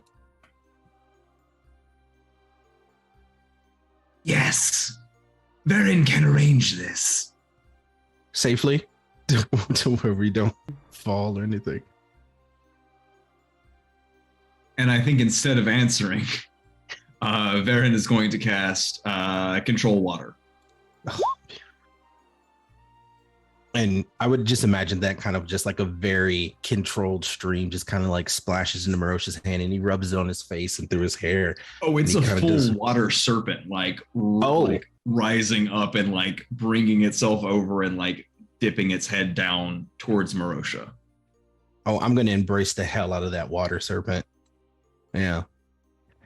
Sorry, everyone. I'm having a moment. I do apologize. Just kind of. That's really nice. Thank you. Thank you to the serpent, and then thank you to Varen, and be like, we can push forward. As you all make your way to the top of this cliffside, slowly, but eventually, leading step by step behind Tia Bruja. As you make your way to the top and look off in the distance, you see Maya. You see the roads leading towards it. You see the palace itself standing over the cliffside. You see people, civilization, those that you have been near and heard of. And you think back to what you've just seen and the information that you've just gathered. And the danger that awaits everybody here as you make your way towards the city. and we'll come back to that next time. Awesome. I think as everybody's walking, Othi's definitely like leaning over to Marosha and talking about like we need to hurry so we can make sure we get a good room at Malone's, and we'll get this this breakfast, and talk about all the really good stuff she's eager to share with everybody. Or you can stay. Marosha's definitely excited that you're excited because like he's just like, yeah, show me your city, yeah. What were you saying, Anna? Or you could stay in the castle.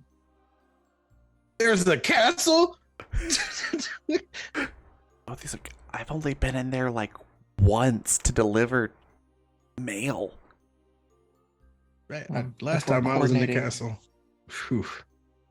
For coordinating defense of the city, you'll be needed in the castle. All right, Of so course. we stop at Malone's for a quick pint, then we go to the castle. Straight to the castle. This is too important. You can go afterwards. Oh, you're Straight to the- killing me. Fine. We're still here on business, but we'll make it to Malone's. We'll sneak away. I know a couple of the guards at the castle. I'll send out for it. It'll be fine. Oh, to the castle. Yeah. Oh, that's great. We're gonna go on a raid here in a second, but before we do, I want to give everybody a chance to say what their favorite part is or was, and where we can find them next, and anything they'd like to share or plug. We'll go reverse from how we did the intros. We'll start with Andy. Hey, that was a good one. Wow, there was a lot. I think my favorite parts were all of the individual role playing that you all threw into everything. I really love seeing the characters get fleshed out more and more and deal with each other. That is even that last little bit right there, like very good. I always love when you all get to do that. It's always very fun. Where you can find me next, it is probably here, but not for a few weeks. The next 2 weeks we'll be taking off because we have different stuff going on. But I believe our next day back is the 28th. But Raven, correct me if I'm wrong in a little bit. No, that sounds right. Excellent. The next time I'll be here on the 28th. Later on, we have a couple of other projects in the works, including a Digimon-themed podcast, Emergent Code, which we are currently in the works of finishing up casting and building characters and the world itself. And I'll be running that one. I'm pretty excited about what we've been cooking up over here. And it's going to be a fun one. The world is very interesting. I'm excited for it, and to do our session 1 or session 0 in a little bit. But stay tuned for more information about that one. We'll have plenty of details in the weeks to come, I'm sure. You can find me on Twitter at Martinez Tweets. You can find me here on Twitch at Martinez Streams sometimes. It's been a little while actually for that, but we'll be back eventually. And I think that is it for me. Thanks for being here. Heck yeah. Zan, what was your favorite part? Where can folks find you? Anything you want to share or plug? Yeah, well, favorite part. We did the thing, y'all. We were the trope. We did it. The people who can't open the door, that's us. We did it. It was on all We of our did have a bigger whole parts in battle there. with the door. Speak for yourself. I mean, the whole time, Varen was like, I could just cast heat metal on it. That would probably work. Everybody's enjoying talking, though. They're having fun. Liliana was not. Yeah, Just no, anxiously in a rush, like, what are we doing? Sorry. Go ahead. Yeah, no. I mean, that was my favorite part. That was great. Super. I love hyperviolence is really fun, but like you said, the ability to like see how people exist outside of combat is incredibly satisfying. And yeah, I am Insanity TTRPG most places. You can probably most easily find me on Discord at the moment. Insanity TTRPG 3181. Yeah. Hit me up on there. I'm not really on social media too much except to promote stuff because it's a super bummer right now. But on the note of promoting stuff, the first episode of Super Suits We wear capes. We wear suits, so you can wear capes. A show about superheroes and the lawyers that represent them dropped this week. You should definitely check it out. The folks over at Faustian Nonsense Network put it together. We all spent like a ton of time and effort putting this together over the last year. It is an audio drama, and I use the term drama lightly because it is funny as fuck. And yeah, you should you should check it out. It's great. The premiere was like yesterday or the day before, and it cracks me the fuck up. And stay up to date with it because I'm gonna show up there fairly soon. And I am in a probes dog. So definitely check that out. It's great.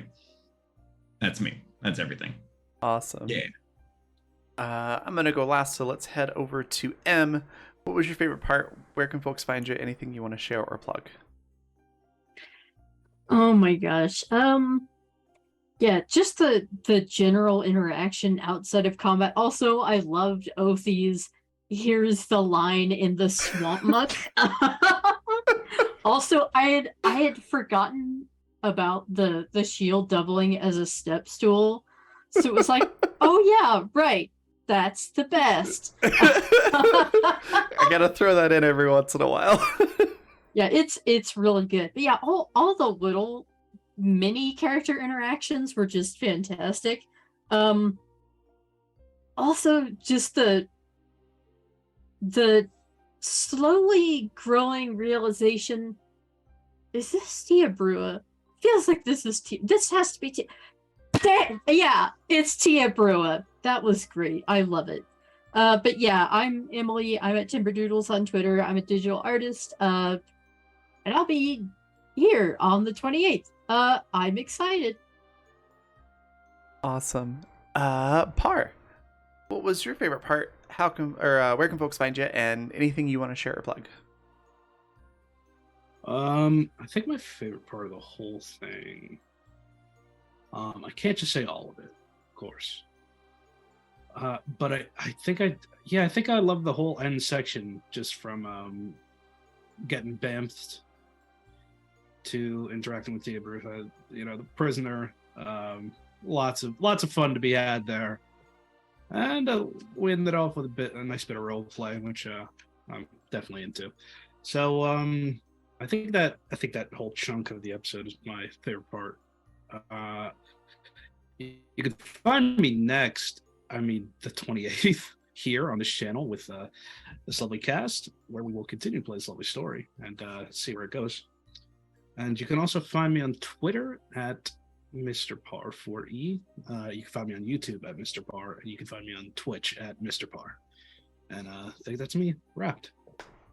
Awesome. Ian, favorite part? Where can folks find you? Anything you want to share or plug? Oh man, where do I begin? I'll be honest with you. So the killing of Denise was definitely, it came a lot faster than I expected. I wanted to build up a little bit more with her, but I get it. We have a goal. That was good. I really do enjoy, of course, all of the RP. I'm huge on RP, like, of course, combat and everything, and kind of investigating is always fun, but I love building those kind of like small relationships. I do want to apologize about that, because I could see like towards the end there, like I was going a little bit off the trail, but I appreciate you guys' patience while I kind of like have fun with that. I also like the fact that when we bamfed into my hair, Grin was like, I think I'm missing 5 gold, and then jumping in as Marosha going, yep, you did. Just kind of playing with that.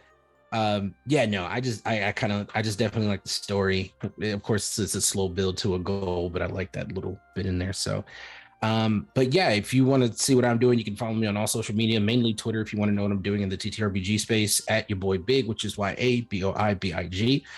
Of course, you'll see me here on the 28th on Sundays. Sundays are my hot days coming up, but this coming Sunday, of course, will be continuing the second season of the Icewind Dale campaign on the Magi RPG channel, where I play Kamara, the tiefling bard who is starting to figure out his spirit powers with his lute. So that's been a lot of fun. Also, if you follow me on Instagram, I've been putting out some sound bites of some of the auditions and recordings that I can release. There's been a really fun one where I play a Texas gas station owner, advertising for something to keep you from chafing while you're adventuring. So that's a really good one that you can go and listen to. It's a lot of fun. I also have a bunch of other stuff that I'll be able to post after they are published. So been very blessed and very lucky within the year to be able to get into this space, and it's starting to flourish. Plus, I got some other cool stuff. Like I said, my Sundays are about to be too hot to trot, so you kind of want to just follow on Twitter, see what I'm doing. So super excited. Awesome. And then Anna, what was your favorite part? Where can folks find you? Anything you want to share, plug?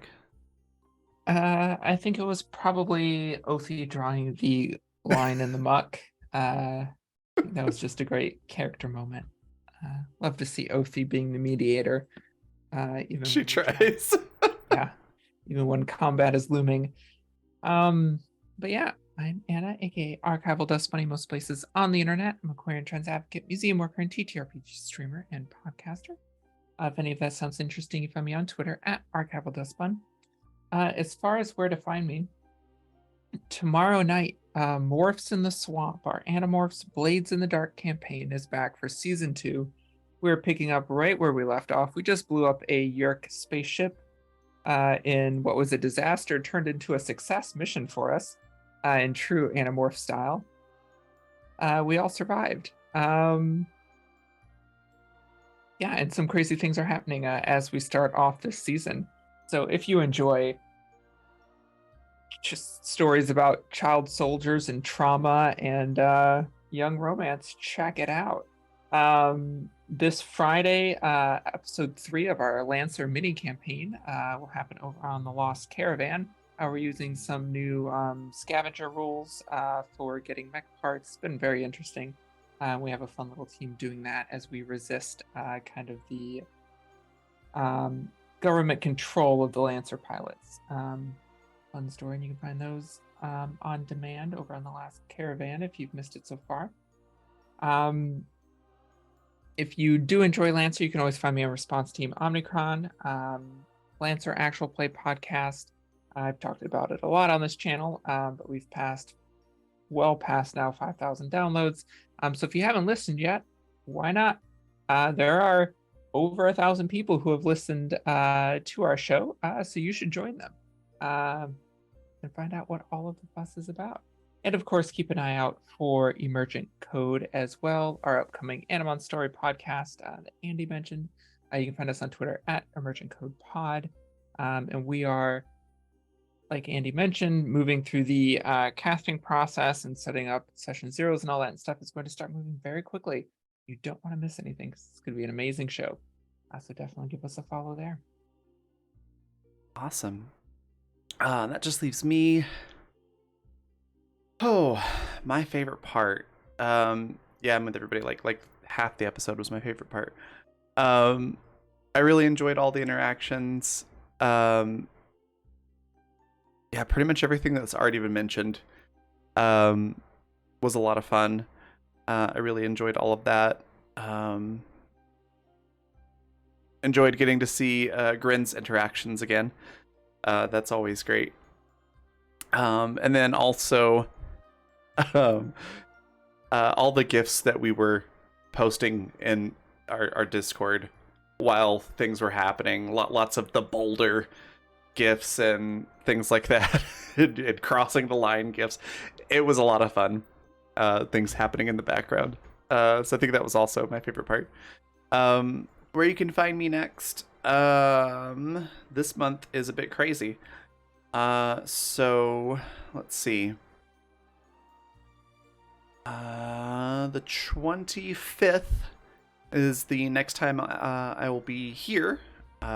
Animus will be coming back on the 25th. That's Saturday.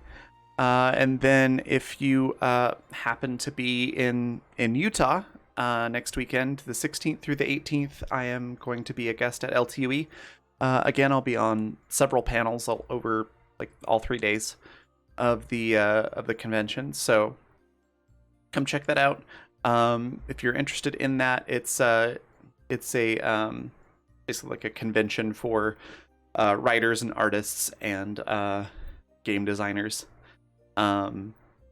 It's pretty cool. You can find out more about it at ltue.net. Just like life, the universe, and everything is what that stands for. So that's pretty cool. Let's see, aside from that, yeah, just back here again on the 28th for more of this. And then on the 24th, I'm running a private game over on Start Playing Games. It'll be our official session 1, so there's still time to get in before we actually get into the full campaign. There's 2 seats left. If you are interested in joining up with that, it's a Monster of the Week campaign, Fridays at 6 p.m. Mountain Time, and it is a time-traveling horror game. So it's really fun. There's a link straight to the campaign if you want to sign up. And I think that is everything for me. So other things to share is just sponsors, which are Fundamental RPG. It's a simple D20 system. It's not tied to a genre, so you can use it to play any style of game that you like, from high fantasy to sci-fi and everything in between. Looks like this. You can pick it up currently on Amazon for $8, which is pretty awesome. It's like super, super on sale. Or if you prefer a PDF, or if you just want to try out the free quick play guide, you can grab that at my coffee shop. It's just coffee.com/Raven. It gets spelled at the bottom of the screen. Also, Raven Flight Games. I already mentioned my page over there on Start Playing Games for professionally GM'd tabletop games. And then there's also a Discord that I don't have the link to right off the top of my head. So if you're interested in that, just DM me and I can get you on the Discord for there, where we talk about tabletop games that I'm designing and other campaigns and one-shots that I have opening up. So pretty cool stuff there. And then finally, Black Feather Guild is affiliated with Die Hard Dice. So if you use the code BlackFeather over at dieharddice.com, you can get 10% off of your order, which is pretty awesome.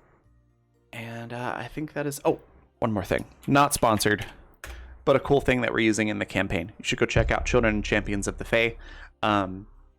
It's got a lot of really fun stuff in there. I highly recommend checking it out. It's a lot of fun. That, I think, is everything. So we're going to go raid... let's go raid the Onyx Path. They're playing some tabletop stuff over there. And then I will see you all next time. Bye, everybody.